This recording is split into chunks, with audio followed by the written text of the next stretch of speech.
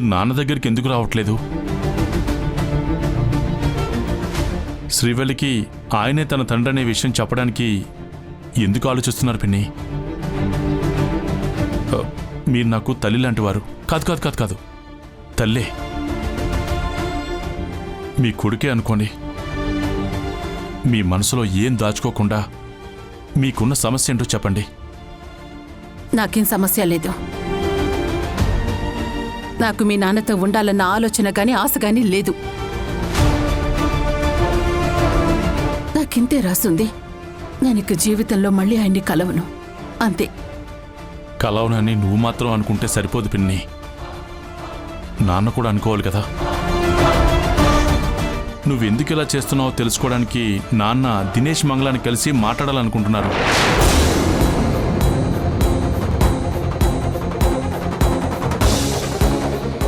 దినేష్ మంగళాలు కూడా నిన్ను ద్వేషిస్తూ ఎన్నేళ్లుగా నిన్ను దూరంగా ఉంచారని నాకు తెలుసు. నేను వాళ్ళ గురించి మీ గురించి అన్ని విషయాలు తెలుసుకున్నాను పిన్ని. నువ్వు నాన్నని కలవను, నాన్న దగ్గరికి రాను అనటానికి శాపం కూడా ఒక కారణమని నా మనసుకు అనిపిస్తుంది. నువ్విలా చేయడానికి ఉన్న కారణం సరైందేనని నేను నమ్ముతున్నాను పిన్ని.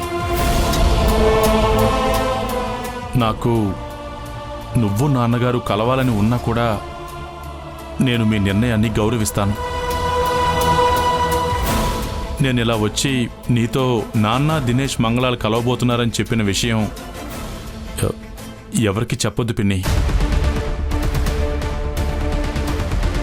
వస్తాను పిన్ని.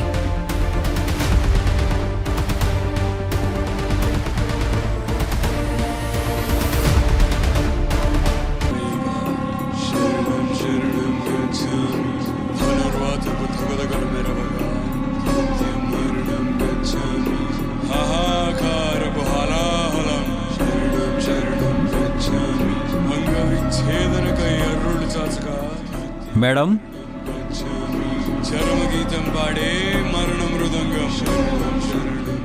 ఏంటి? ఏం లేదు మేడం. నేను చెప్పినట్టు చేస్తే ఈ బంగారు పొంగరం మీదవుతుంది.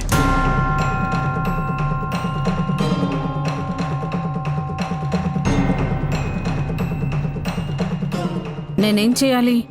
ఒక 2 నిమిషాలు మీ ఫోన్ కావాలి. సరే, తీసుకో. త్రయంబక, ఇప్పుడు నేను మాట్లాడే మాటలన్నీ వీడియో తీ. అలాగే గురుజీ.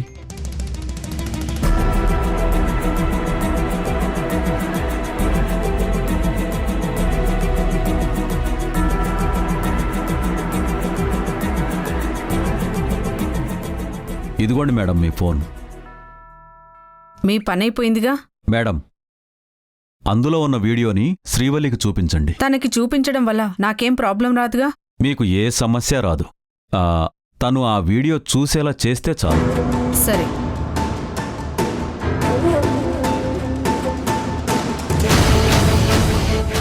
గురూజీ, మీ ప్రయత్నం ఫలిస్తుందంటారా? అనుమానం అక్కర్లేదు. నేను శ్రీవల్లికి పంపించిన సందేశం మామూలుది కాదు. నా మంత్రం కన్నా శక్తివంతమైనది. చూస్తూ ఉండు. ఈ దెబ్బతో శ్రీవల్లి విగ్రహం బయటికి తీయడం ఖాయం.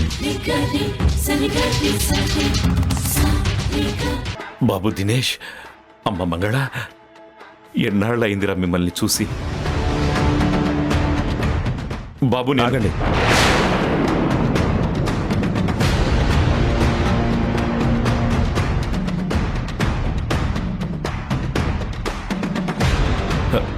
నేను మీ కన్న తండ్రినమ్మా. మేము ఆ విషయం ఎప్పుడో మర్చిపోయాం.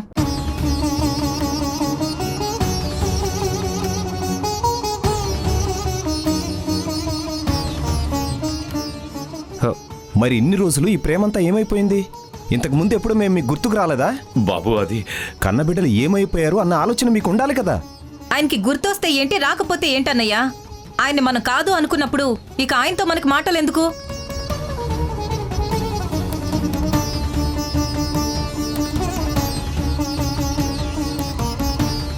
ఈ వయసులో ఆయన చూసుకోవడానికి నా అనుకునే వాళ్ళు కావాలనిపించినట్టుంది. అందుకే మనల్ని వెతికి పట్టుకుని రమ్మని బతిమలాడుతున్నాడు.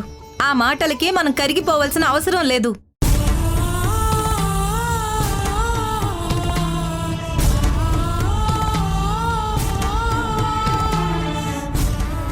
చూడమ్మ మంగళ, నీ కోపాన్ని నేను అర్థం చేసుకోగలను, కానీ ఈ తండ్రి బాధను కూడా మీరు అర్థం చేసుకోవాలమ్మా. నేను మీకోసం ఆ రోజు నుంచి చాలా ప్రయత్నాలు చేశానమ్మా, కానీ నేనెంత వెతికినా కూడా మీ ఇద్దరి జాడ నాకు తెలియలేదు.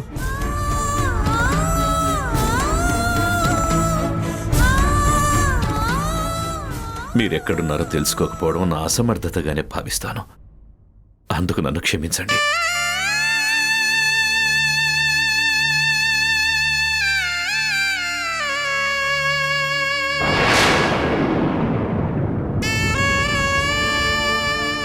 ఇప్పుడు మీ చెల్లెలు శ్రీవల్లి వల్లే నేను మీ అందరిని ఇలా కలుసుకోగలిగాను. ఇకపై మనందరి కలయిక శాశ్వతం కావాలమ్మా.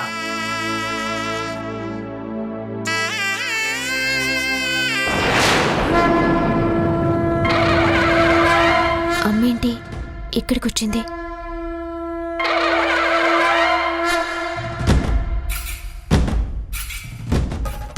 ఆ రోజు మీరు కూడా ఊరి వాళ్లలాగా మీ అమ్మను అపార్థం చేసుకుని తనకు దూరమయ్యారు. ఇప్పటికైనా మీ అమ్మ గొప్పతనం అర్థం చేసుకోండి. ఇక చాలా ఆపండి.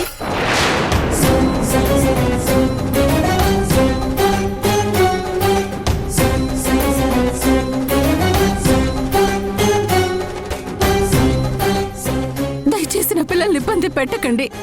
సీత, వచ్చావా? నీ గురించే పిల్లలతో మాట్లాడుతున్నాను. ఆగండి, దగ్గరికి రాకండి. అది కాదు సీత, నేను చెప్పేది ఒక్కసారి వింటే. అమ్మా,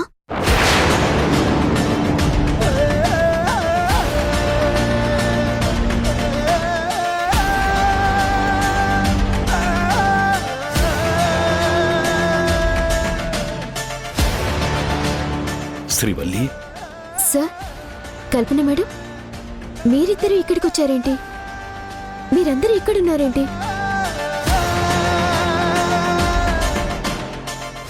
అది ఏం లేదమ్మా, నీ నిశ్చితార్థం కదా, బాగా జరిపించమని ఇదిగో మీ అన్నయ్యకి అక్కయ్యకి చెప్దామని వచ్చానమ్మా.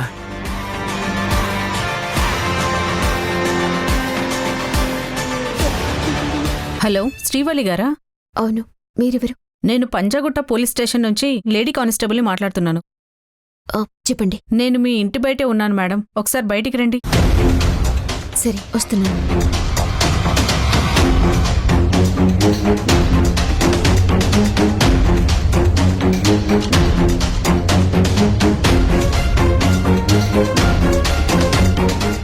ఇలా రండి మేడం. ఎక్కడికి తీసుకెళ్తున్నావు? ఏంటి? ఇదిగోండమ్మా, ఈ వీడియో చూడండి.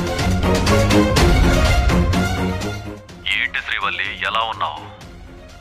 నా నుంచి తప్పించుకున్నాను అనుకుంటున్నావు కదూ?